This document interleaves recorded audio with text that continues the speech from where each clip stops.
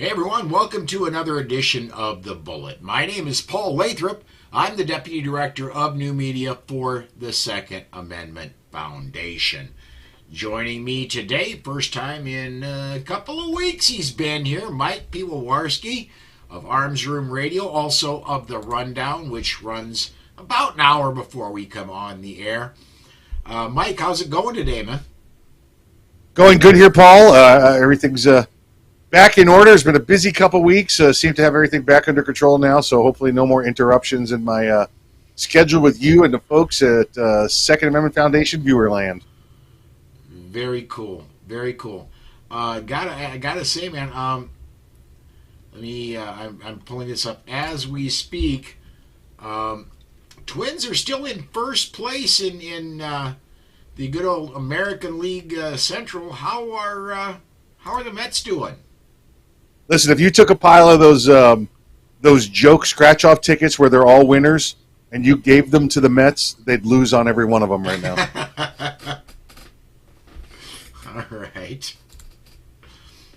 Well, since this is a Second Amendment show, not a baseball show, we should probably actually get to business here. As we get started, I want to remind everybody, if you have a comment and you're watching on the Polite Society Podcast, Facebook or YouTube pages, go ahead and get your comments in there. We'll get those comments and we'll get them up and we'll talk about them. If you're watching us anywhere else, you kind of got to go to those pages if you want to get your comments live on the air. Anywhere else, I just don't get them in time. Unless you've got my personal cell phone number that I'm not giving out over the air. If you know me personally, you can text me, and if I find it funny, I might mention it. But anyway, let's get going, Mike. First story I got today. This is from NSSF. Report actually was released last month. Didn't come to my attention until today. Total economic impact of the firearm and ammunition industry in the United States increased from $80.3 billion in 2022 from $19.1 billion in 2008, a 322% increase, while the total number of full-time equivalent jobs rose to over 393,696 from approximately 166,000, a 136% increase in that same period, according to a report released by the NSSF. On a year-to-year basis, the industry's economic impact rose from $80.73 billion in 2022 from $70.52 billion in 2021.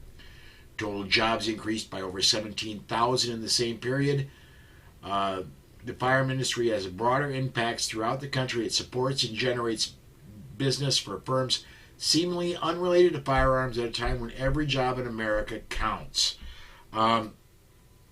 Good news for the firearms industry, and I find it interesting, Mike, that they take the correlation to 2008. Let's see what happened in 2008. Maybe that was the year Obama took the White House.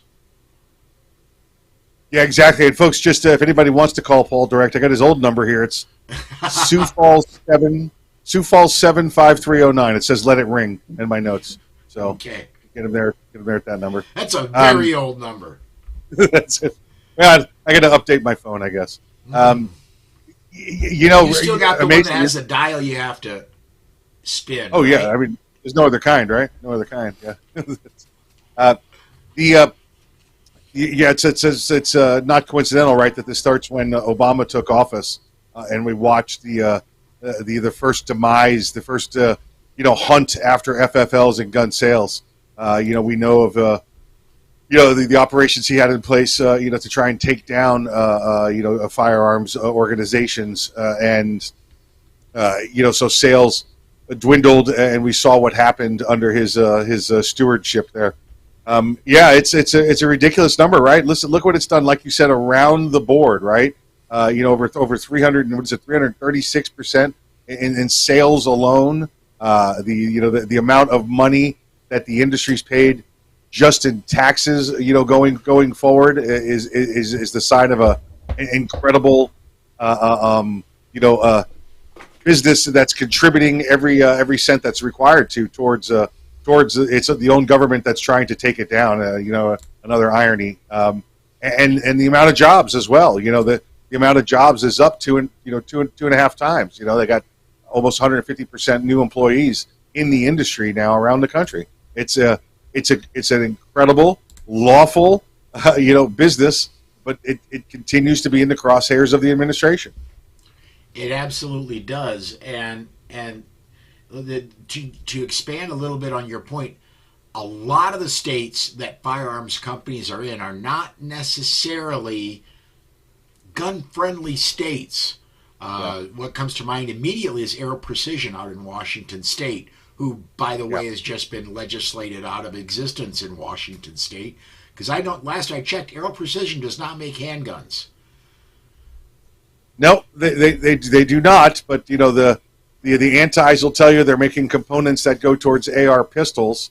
So therefore anything AR is evil and it has to be stopped. And that's only their headquarters. Like they don't make Aero Precision doesn't make their barrels in Washington State. They've already outsourced that. That happens right here in the state of Florida. How many other of these great businesses that we've seen that have left places that some of them are traditional firearms have left their states after 100 years to go to other locations to make firearms. Oh, great example is Smith & Wesson. Smith & Wesson's been around nearly since the nation's beginning.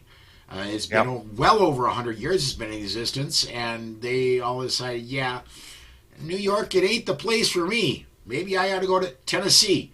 So that's it. So including other mega giants that exist today. Look what in the, not necessarily in the firearms business, but in the firearms accessory business. Look what Magpul's done. Magpul did incredible work there in the state of Colorado, and said, go ahead, pass that new law, see what happens. And they did. So they loaded up the truck and they moved to the south, and they're doing things down now in the Southwest. Yeah, I believe their headquarters is in Texas, and I think don't they have manufacturing in Kansas as well? Yes, they do. They got a little bit of spread out here, and they're sharing it with the southern red states. There you go. So it's and again, they today is May the 4th. May the 4th be with you. But I want to draw a parallel to the very first of the only 3 Star Wars movies that were ever released. If you kill me, you will make me stronger. And they attack the gun industry. What happens? The gun industry gets stronger. People like me in a free state go, maybe it's time for me to get something before I cannot get something. And I think there's a whole lot of people like me out there saying, look, if they're trying to get rid of it in these leftist states, maybe I should have 2. Yeah, absolutely. Listen, it's not been beneficial to all. We've seen some companies have a rough go of it, with legislation and being so embedded in the community. It's hard to get out of there, and the financial hardships they've had to endure. Look at some of the frivolous lawsuits brought against them, that go against PLACA, and they've had to deal with.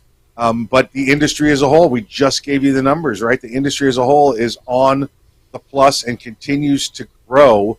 And many of those folks that do have to or are forced to leave other firearms companies, you know what? They end up right back in the industry at another place and another home.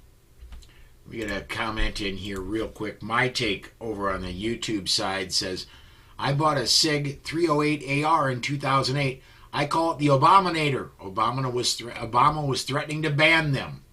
He certainly was. Yep.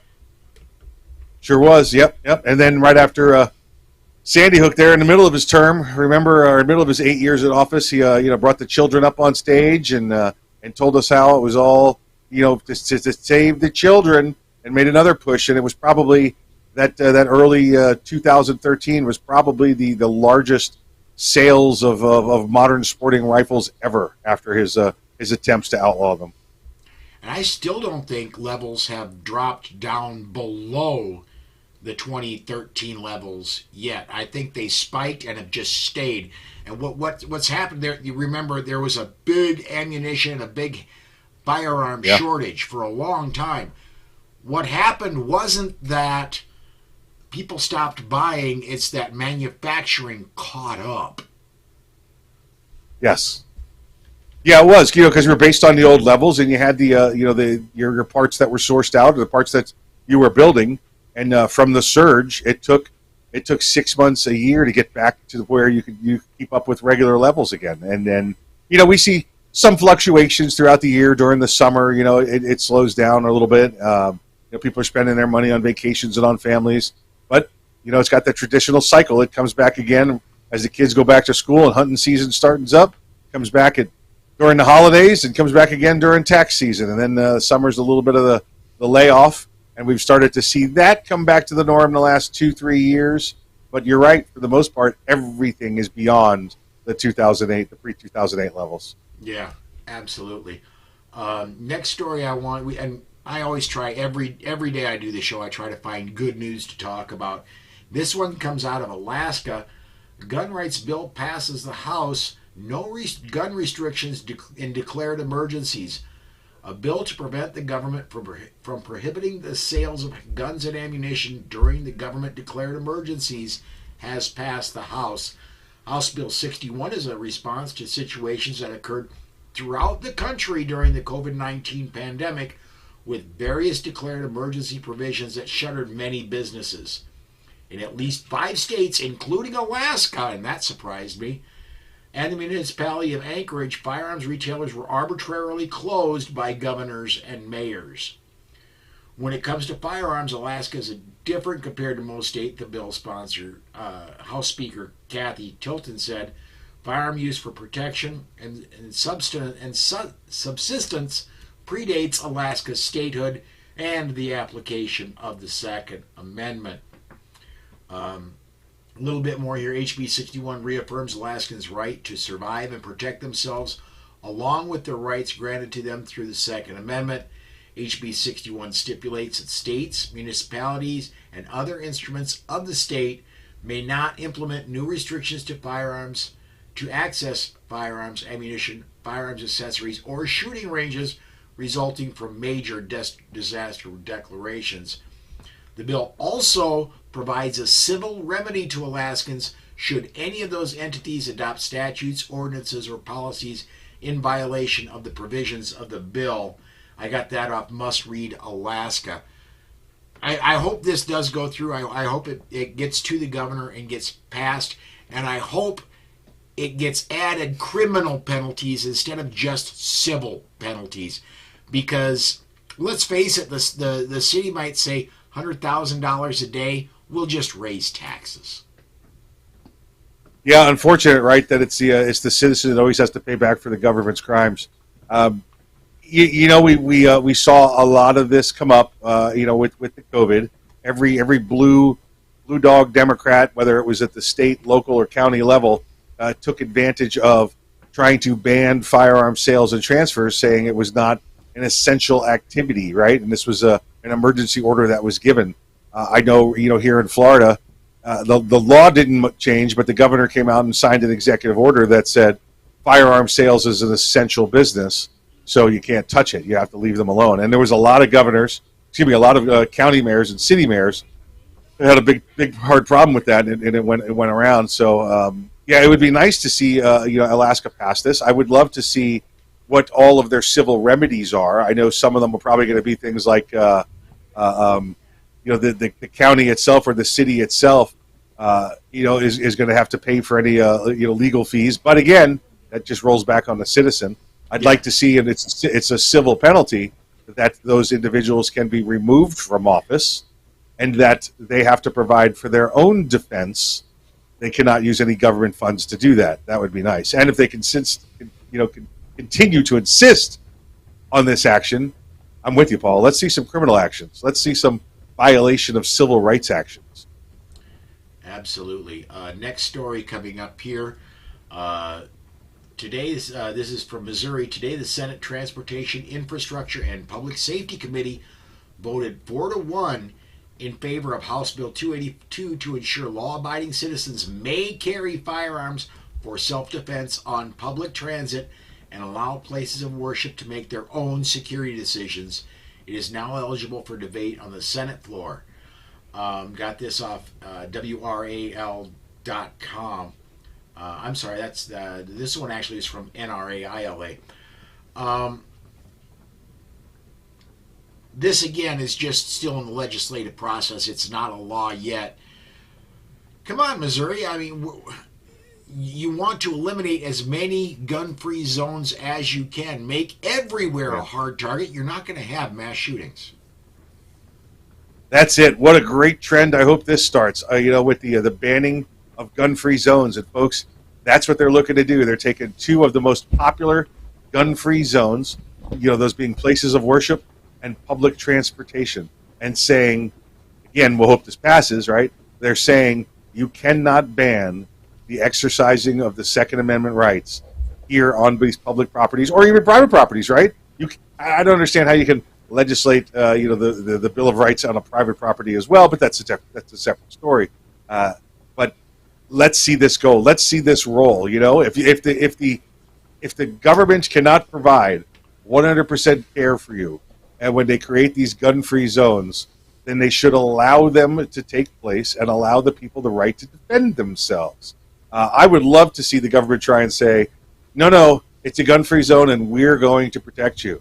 Oh, those signs are so effective, Paul. They clearly reach out, May the 4th Star Wars style, using the Force to stop bullets going past those signs, right? That's exactly what happens. You need to get rid of those garbage things and allow people to defend themselves like the way the Lord intended it to be. It's a right given endowed to us by our Creator.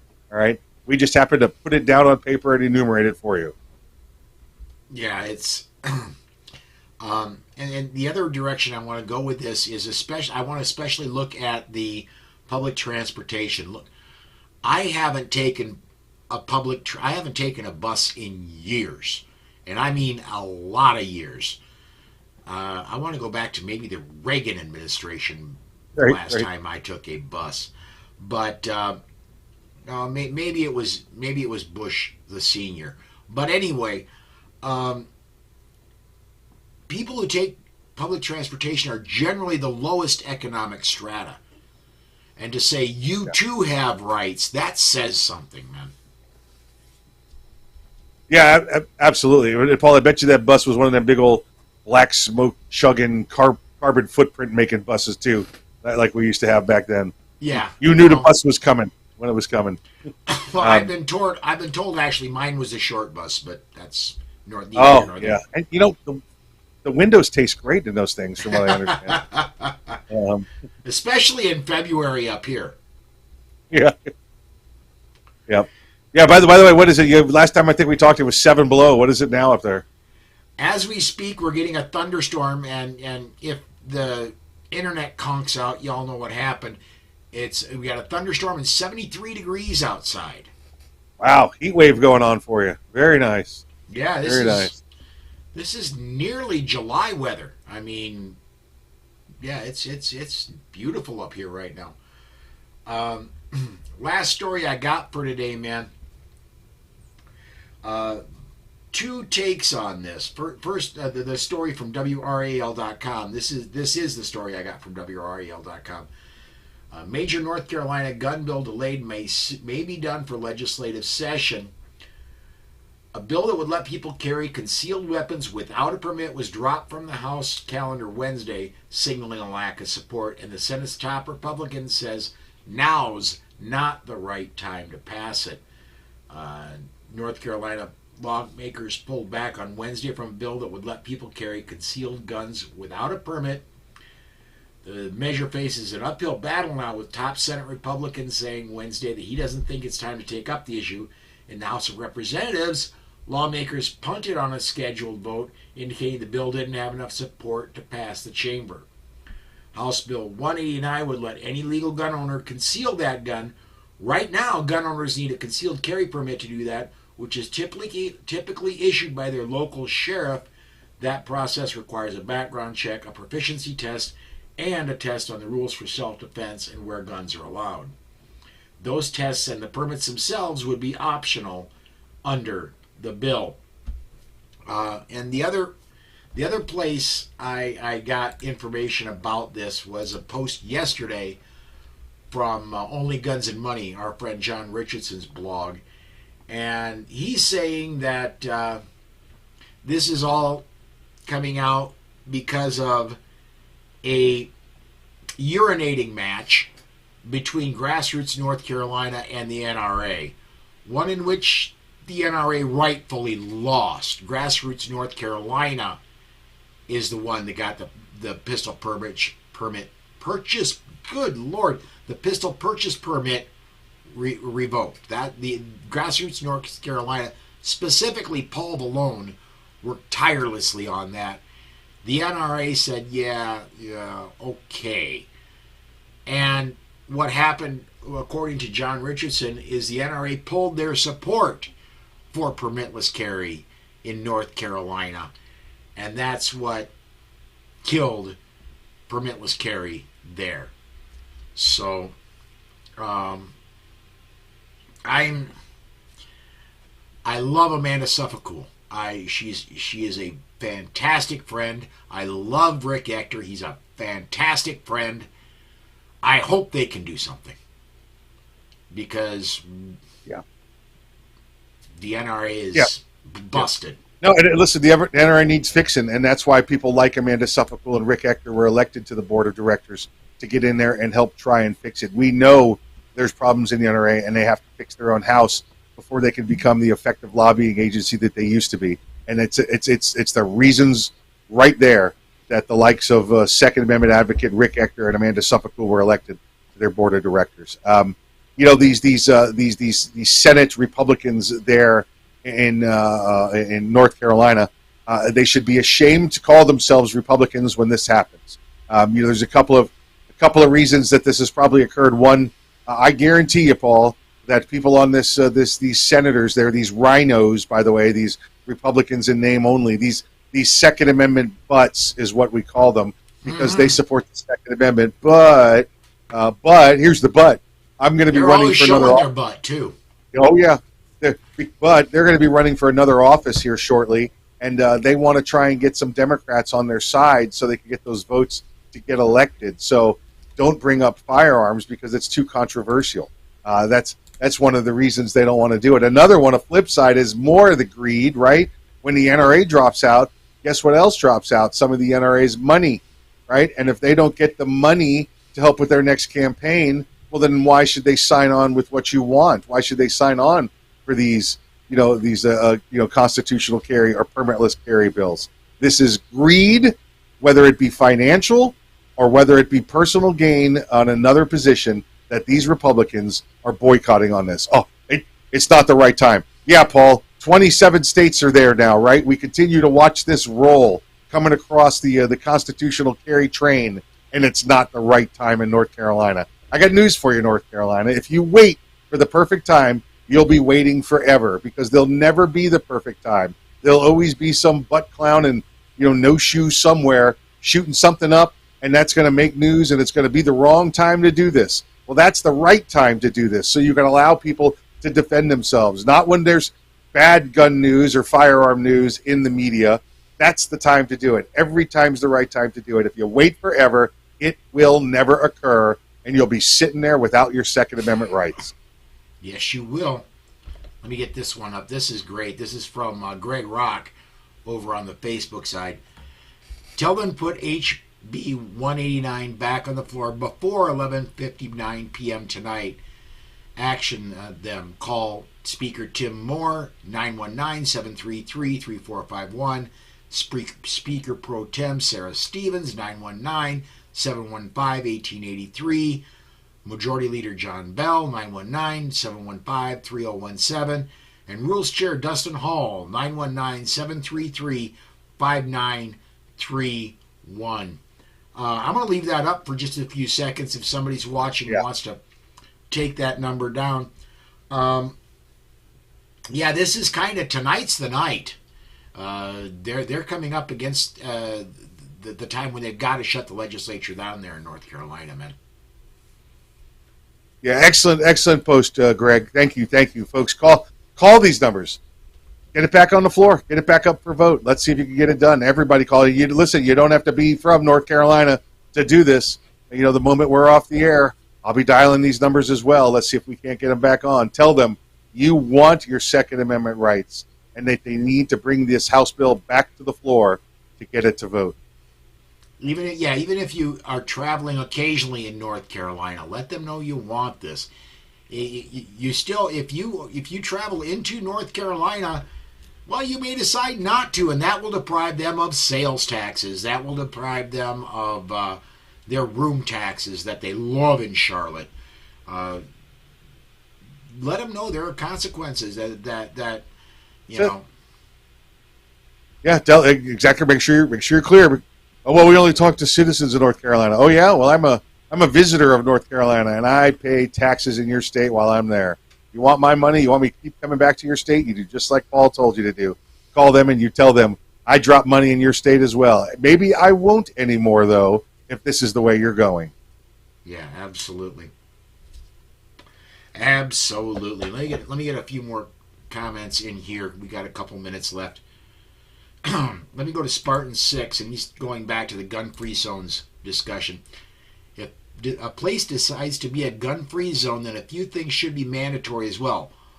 1, there should be a strong presence of armed security that is paid for by the establishment. Number 2, there should be a locker system installed to allow those who carry to lock their firearms up so they don't have to leave them in a vehicle. That's a great point. Number 3, the establishment must provide insurance for those who enter the building in the event something happens. You know, we spoke of Tennessee earlier, and there was a bill that I don't think ever made it to law, but I do know it was being debated in Tennessee a few years ago, where if your business was a gun-free zone, you could be sued if somebody bad did something and a good person with a gun could have been in your store. That you could be held, that store owner could be held personally liable. I wish that would have went through, and if a law like that ever does go through in any state, that pretty much ends gun-free zones right there. Yeah, absolutely. Listen, the only way I would agree to have a gun-free zone certify that they're providing security and ample security in there is if it's a 2-for-1 basis. Like for every one of me that enters, I want 2 people. I want one guy on my left that's armed and one guy that on my right that's armed, and both of them have to declare and swear that I am the primary person they're going to be saving if something starts. Because guess what? That's what would be happening if I was carrying for myself. So unless you can replace that level of security for me, you can take your alternate plan and stick it up your third point of contact back there. Yes, absolutely. Big John 410 makes a great point. When you're calling North Carolina, tell them you're thinking about retiring to North Carolina. You know, and yeah, do you want me and my retirement savings to move to your state or not? That's it. Do it. Yeah, get on the phones. Get on the horn. Call them. Let them know. Spartan 6, one more from him, says, Bill Lee in Tennessee is showing his rhino stripes very strongly now. Yeah, Mike, you and I don't think discussed this when you were last on the show yet, but Bill Lee, ever since that school shooting in Nashville, has been saying that he wants a red flag law. That, let's face it, nobody turns in their family members for red flag laws anyway, so nobody's going to get reported for it. It's a feel-good law. It does nothing, and yet it traps gun owners in bad situations. Yeah, the only thing red flag laws do are allow those anti-gun-led law enforcement agencies to come seize your rights without due process, to come take your firearms without due process. If there was really a problem, and you knew an individual that you thought might hurt themselves or others, those laws already exist to take that person to care. That already exists. There's some form of mental health act or a Baker Act in every state. If you thought they were going to hurt themselves, You remove them from the situation and take them to the medical professionals. You don't leave them standing behind without their guns and take their guns away from them. Those laws already exist. And by the way, if somebody gets detained in a Baker Act, they do get reported to NICS, and going forward, they are not allowed to purchase firearms. I believe they should be, in eventuality, once whatever's problem has them hospitalized is cured, and mental illness can be cured. Once that problem is cured, let them have their Second Amendment rights back. That's something we need to work on. But right now, if somebody goes into the hospital under a Baker Act, if they're going on an involuntary hold, that does get reported to NICS, and you don't need a red flag law. Let's be. I want to be clear on this, so we make sure we get it out there. The Baker Act is the authority to take you to the medical professionals. When a law enforcement agency or a medical group shows up and they take you into custody, you have not been Baker Acted. You've been involuntarily held under the Baker Act provisions. It's not until that doctor, that professional sits down with you, and it might be after a 2-day or a 3-day hold, and then they have the opportunity to declare, you're not mentally stable. I am officially Baker Acting you and letting the NICS process know. And Paul, that probably only occurs, in a small number of instances where it actually ends up they get Baker Acted. Because listen, some people just have a hard day, bad day, need to get out of a situation, need to chill for 2-3 days, have a conversation with a counselor, and get it done and over with. It's those that, at the very end of the process, the medical professional says, you're officially now a Baker Act person, and we're going to restrict your firearms rights under NICS. Because you know what that is? That's called due process. Yes. Very important. And the person that is having their rights removed is allowed to participate in the process, Yes. unlike in a red flag law. Dude, we are Absolutely over time. Right. We are flirting with not being able to get this one posted up later. So real quick, I need you to plug Arms Room Radio. I need you to plug the rundown. Anything else you want to plug today, man? Now, we'll make it fast. Rundowns, 6 p.m. during the week, Eastern Time, and Arms Room Radio, 3 to 5 p.m. Saturdays, Eastern Time. Join us there. Very cool. On my end, we've got tomorrow, Legal Friday with Alex Uli coming up. We're going to take a look at the legal end of the Second Amendment stories. By the way, I haven't looked at it yet, but I did get a notification. There was a ruling in the Seventh Circuit today about the assault weapons ban. I do not know what happened. I just know that there has been a ruling. I'll be looking into it as soon as we go dark. We'll be talking about it tomorrow with Alex. Also, tune in for the return of Tony Simon Saturday to the Weekend Bullet. Charlie Cook, Tony Simon, and Rob Beckman are going to be my guests on Saturday. So that's going to do it for us today. Thanks for watching, everybody. We'll see you next time. May the 4th be with you.